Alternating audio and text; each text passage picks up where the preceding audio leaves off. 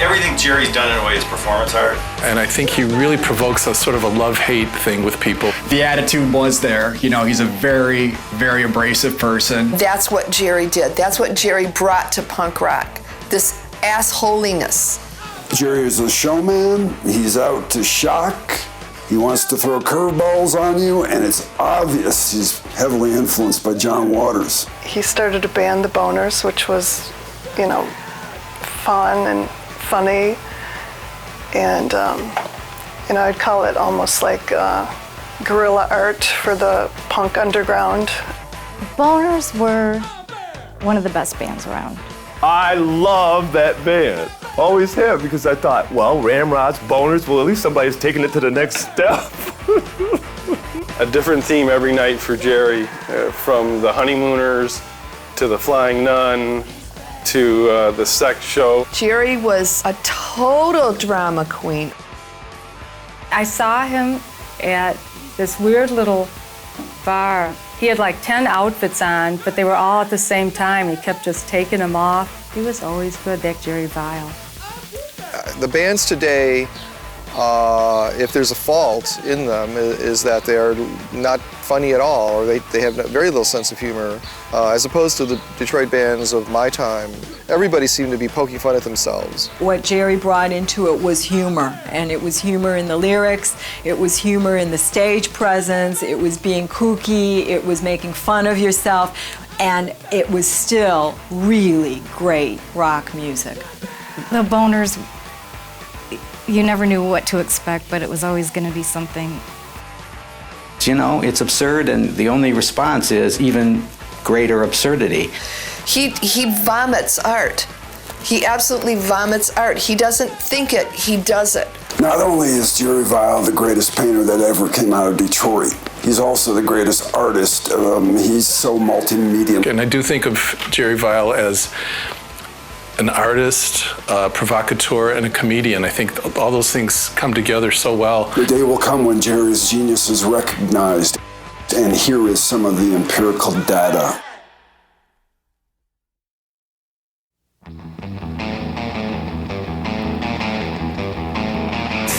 I grew up in idyllic Northville, when it was still kind of country-ish and we had woods everywhere and could do horrible sadomasochistic things to each other in the woods.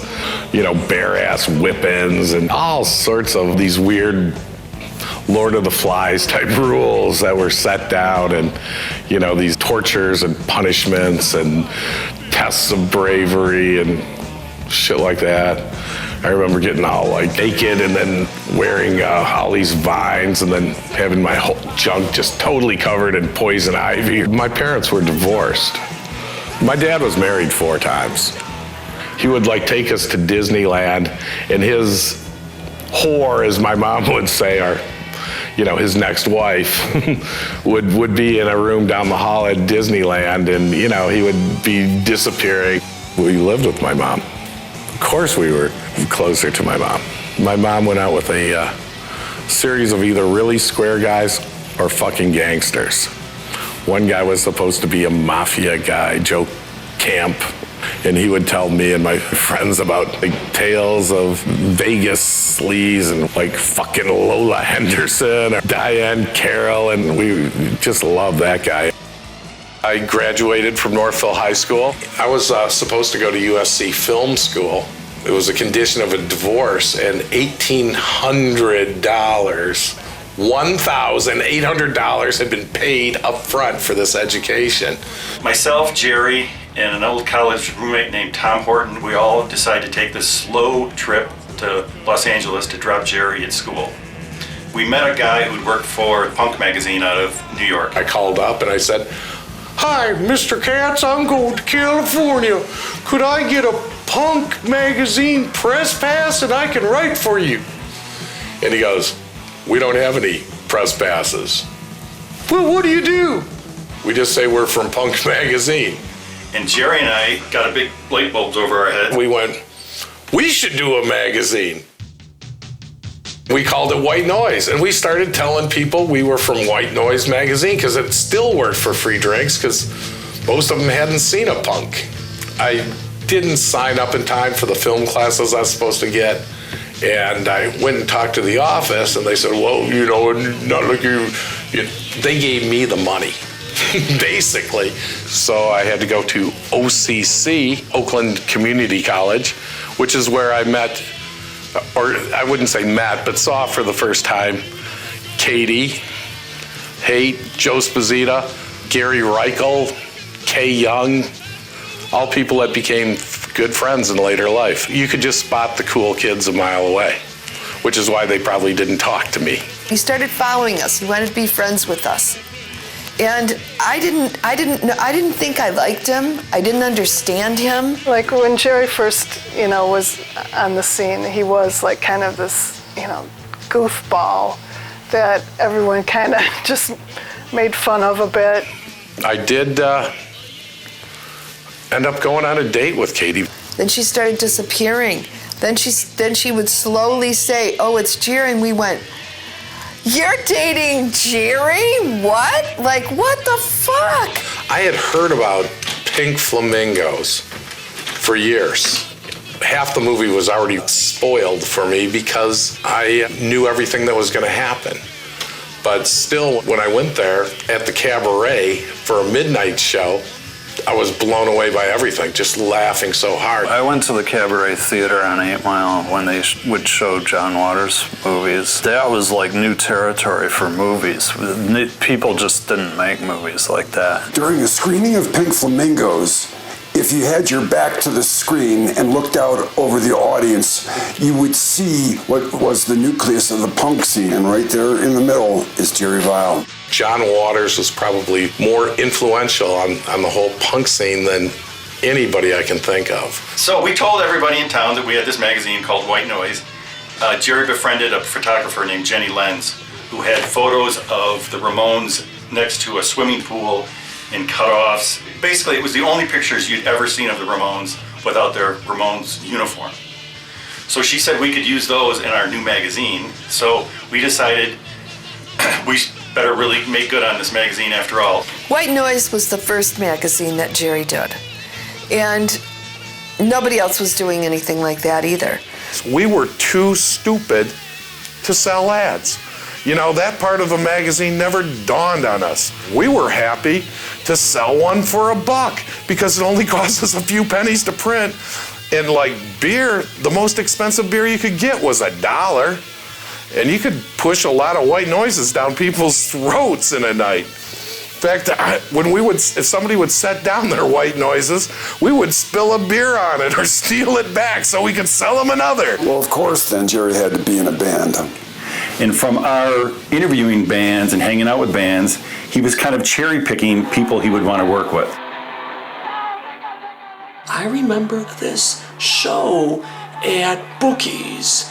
There was this tight white spotlight, and it was a girl in a wedding dress. But she had a big paper bag on her head, and she said, "Ladies and gentlemen, the boners!" And out from underneath her dress comes Jerry Vile, and he's got all these tampons hanging from his mouth, and Jerry's got this white suit on, and obviously blood capsules because he bites down on them, and blood comes streaming down his mouth and onto the white suit. The lights come on, and here's the boners, all dressed as women.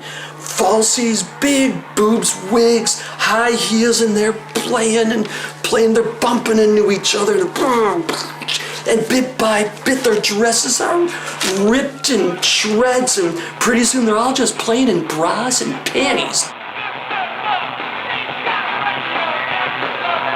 And Jerry, bit by bit, his suit is ripped off until he's standing there in just a leather jockstrap, just plain. Everybody was like, we had seen things before, but yeah, now this is entertainment. It's sort of like an all-star band from Detroit. But of course, Jerry wasn't going to do it like the other bands. Each song had to be unique. Each song had to be funny.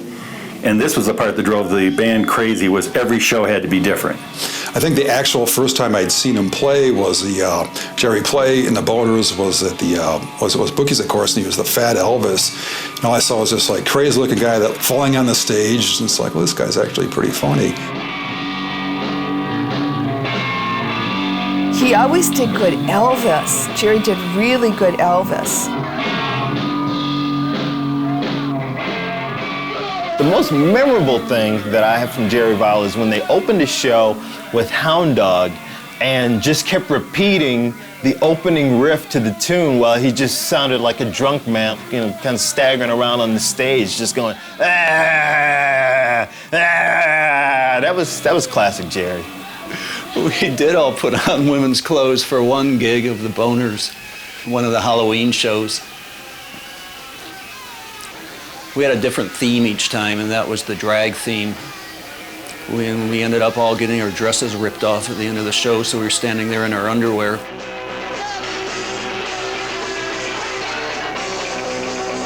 We just wanted to have fun, and I think that was the only goal, you know.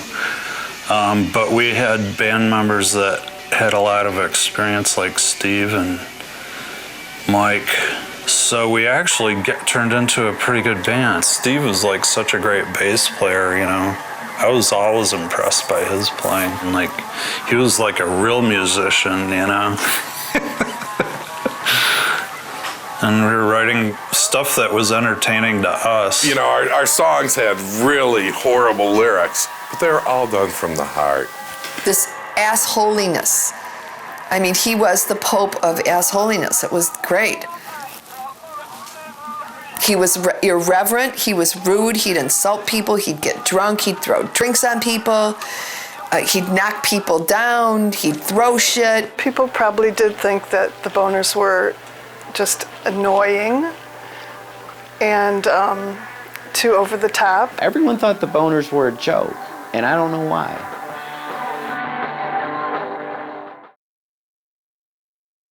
Another funny story was Jerry at Lily's when Lily had banned him and he couldn't go in the bar anymore. It kind of set some towels on fire in the bathroom, and you know, Rick Metcalf threw a beer bottle through the front of the window. You know, I mean, they were persona non grata.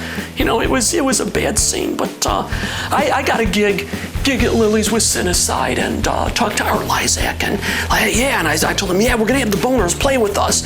And you know, apparently didn't register with them, you know, that who the Boners were. Jerry Vile's the lead vocalist. So a couple days later, he calls me up, Art Lysak, and says, no, he's like really angry. The Boners aren't gonna play at Lily's. I'm not gonna have Jerry Vile in that bar. I can't have him in there. I gotta protect my mother. And so I said, okay. So I talked to Jer, like we were commiserating, and we just started, you know, the balls rolling. Well, what if the band played in the bar and Jerry stood outside and sang? And I started talking about the technical aspects of it, and we concocted this plan. So I called up Art and said, well, Art, what if the Boners play, but Jerry doesn't come in the bar? Okay, that's all right. They could do that. So, you know, I told Jerry, okay, great. Art has no idea that this is going on. Jerry pulls up in a van outside, hiding in the van. We run a mic out there, we run a monitor, speaker, we run video camera, we run lights. You know, we have a couple of TVs. And mind you, this is the early, you know, like 1980 or something. I mean, it's, you know, it's not like everything was portable. It was, you know, and the band starts playing, and I'm out there with the camera, and I have Jerry being shown inside on video, but he's in disguise. I did one of those things where the first one we drew little eyeballs on him here, and we just zoomed into this so it looked like he's, you know. So that was the first song, and people were fascinated. And then the next song, you know, it would go to black between each song. I'd shut the light off, and Jerry would put on a disguise. And with each song, a little bit more of the disguise would come off until the very last song, and they did Born That Way. And he's singing as he rips off the disguise to reveal Jerry Vile, and he's singing Stupid.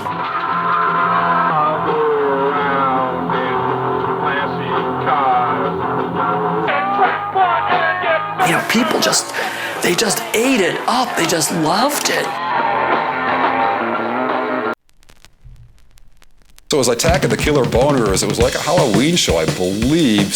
So the whole concept was like a gigantic boner coming and attacking the rest of the world. So I got a hot water bottle, strapped it to me, mixed it with flour and hot water, and I was the killer boner. I wandered out on stage and squirted off the top of my head, of course, which was supposed to be spode onto the stage. And all this would-be jizz kept squirting out of his head. It was really, really sick, but it was great. One of my favorite boner shows was the Flying Nun show because it was so absurd.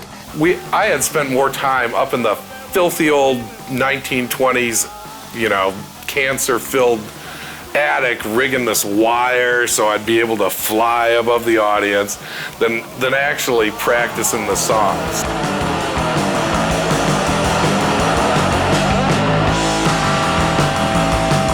I would say that, a few thrashy chords got out. I started sailing up, right up to the ceiling, and the next thing I remember is, pow! Well, I had about enough time for the stars to clear out of my head, still trying to sing and act like he didn't fuck me up. Wham! Up to the ceiling. So it was pretty much like that. And then I don't know if it was somebody in the audience grabbing my legs, but I just started spinning in circles. And I went, Jesus Christ, this idea was even dumber than what I thought it would be. The whole time, that fucking thing is just sawing. So powder's going all over the band. They're wrecking the ceiling, and I'm sure Jody was going, they're wrecking the ceiling. It was pretty much a fiasco. Probably the best fiasco I've ever done in my life because I've never managed to do anything stupider. Stupid, I'm talking to you.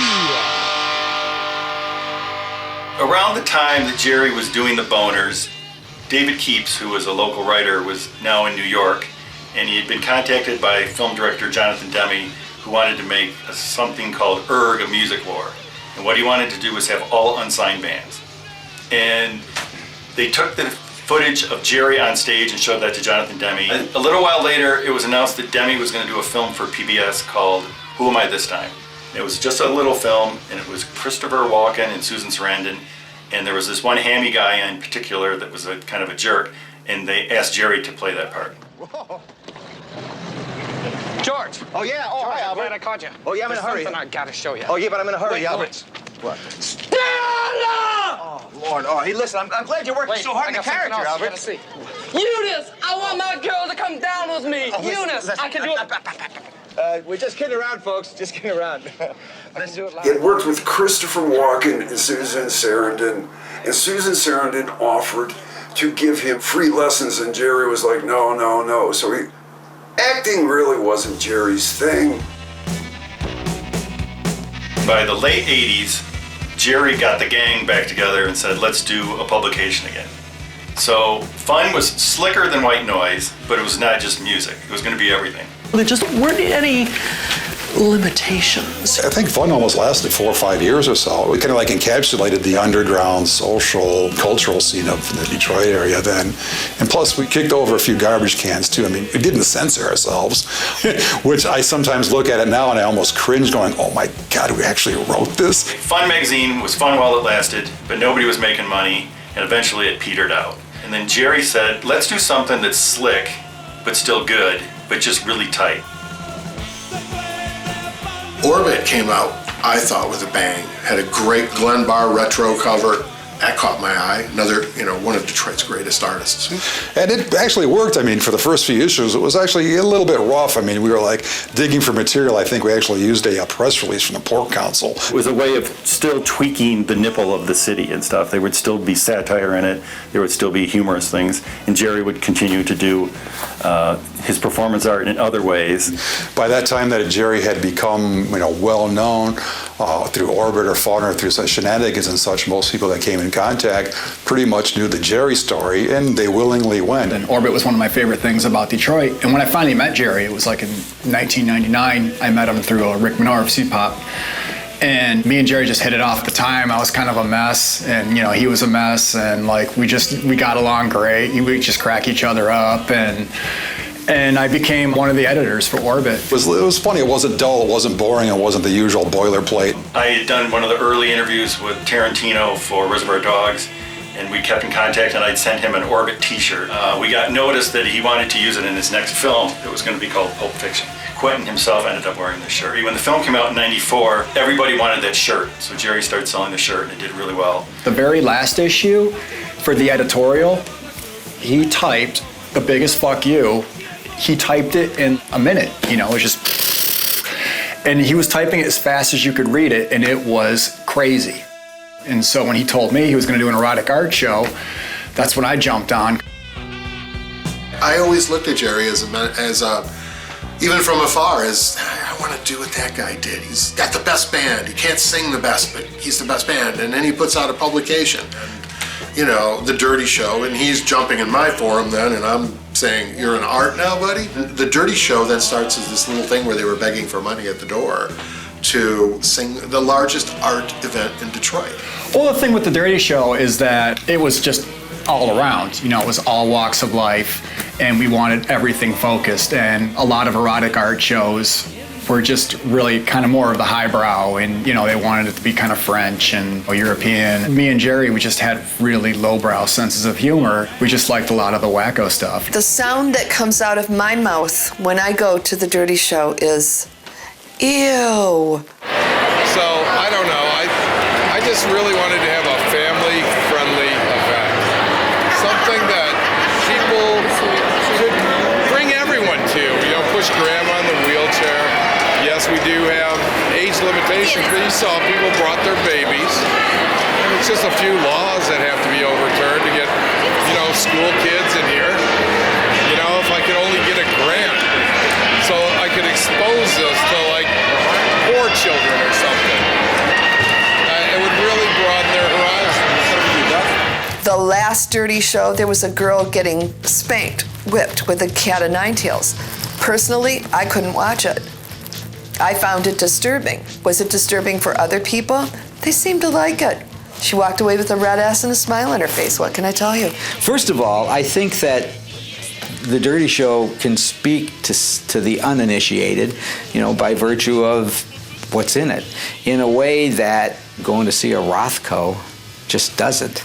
You will notice it's all about art. There's nothing in this show that's not pure art. Just go in there, soak it up. Don't make a judgment and wait and see, later. Sometimes it's only after the fact that we start to sort things out. I think it's just like something like Theater Bazaar. It's gotten bigger than Jerry. And it was just kind of the love of Jerry why we all went, but it just kept getting bigger. The artist kept getting better. Jerry one-ups himself by doing the art. So it's almost in an anthropological sense, something bigger than an art show. It's a rite of passage. For 16 years now, when you turn 18 or 21, I can go to Dirty now. It almost, it's almost like going to the strip club. The Dirty Show is fucking brilliant.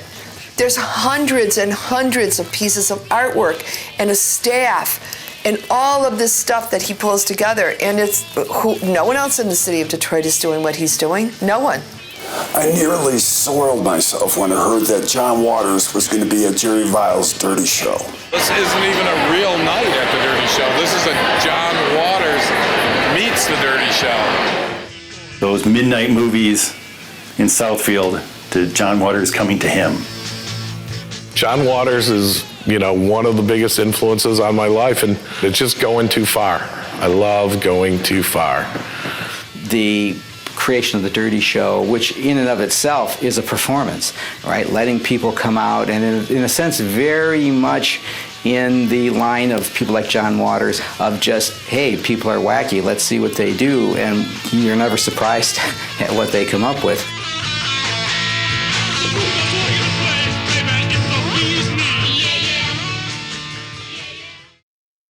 What's interesting too is what Jerry's done in the last several years is his artwork has taken more of an overt political stance, and he's used it to really tweak the nipple of Detroit. There's so many hypocrisies down there, inequalities, things like that. So he's really got a conscience, but again, it's funny first, and then you get the joke is about something that's actually meaningful. This is my most famous work, not this one, but just by putting the can of Crisco under the Joe Louis fist and made a big statement, hit a lot of people, and went viral.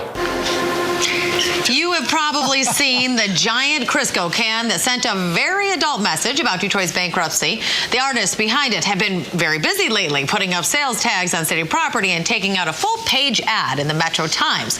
They're kind enough to join us today. All right, Jerry Vile and Rick Menor, thanks for being here. A lot of people think what you guys are doing is just a publicity stunt. Jerry, come on. What am I publicizing?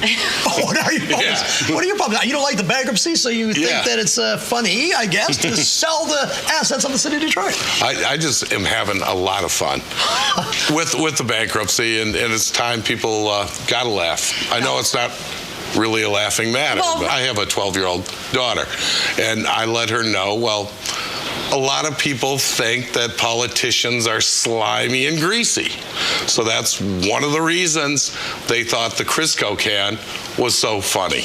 Rick, it's got a negative connotation, stuff that we can't say on Sunday morning, doesn't it? As far as I can see, it's, a nice fist done by Robert Graham and a very poppy can of Crisco. Anything else is there in your mind. Here's a statue that's been part of the public space for 100 years. Let's put a for sale tag on it. Let's offer animals from the zoo 2 for 1 on a clearance. Everything must go. And the way in which he is able to take the language of marketing, in particular branding, those kinds of things, and inhabit them in a way that is absolutely true to that form, yet at the same time exposes the utter absurdity of it.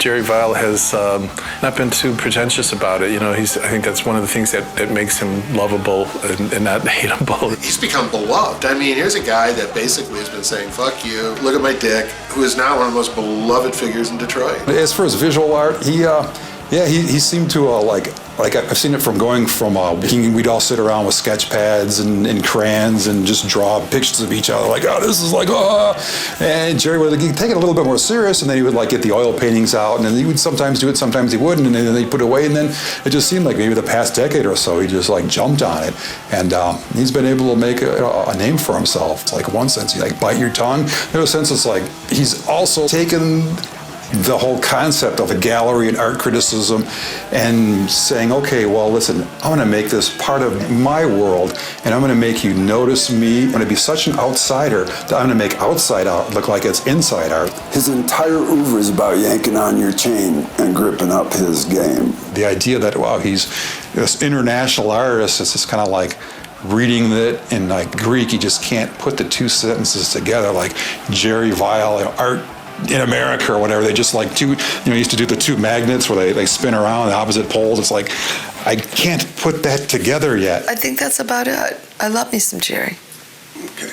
I love me some Jerry. Behold!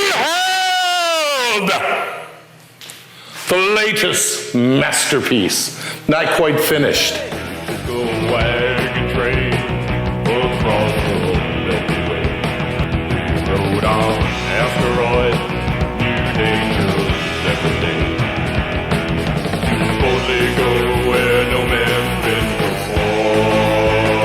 Cowboys in space! Cowboys in space! Cowboys in space! Cowboys in space! With your cowboy, you don't